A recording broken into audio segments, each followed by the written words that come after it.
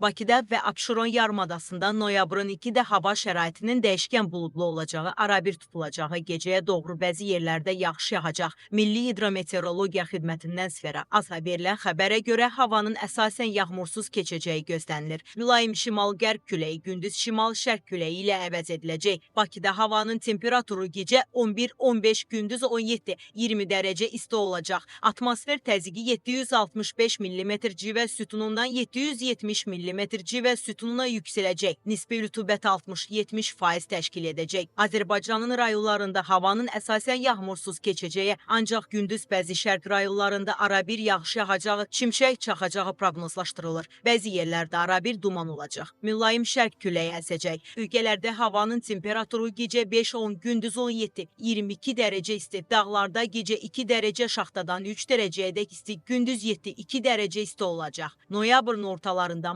Moskvaya qış gələcək. Bunu hava mütəxəssisi Yevgeni Tişkovet deyib. Bu deyib ki, həmin vaxt paytaxtda temperatur 0 dərəcədən aşağı düşəcək. Sinoptikin sözlərinə görə Moskvada payız təxminən 12 gün davam edəcəyi, sonra isə noyabrda meteoroloji qış deyilən dövr başlayacaq. Bu müddət ərzində sulu qar yağacaq, şaxtalar başlayacaq, yollar buz bağlayacaq. İlin ən soyuq hava mövsümü noyabrın ikinci yarısında olacaq.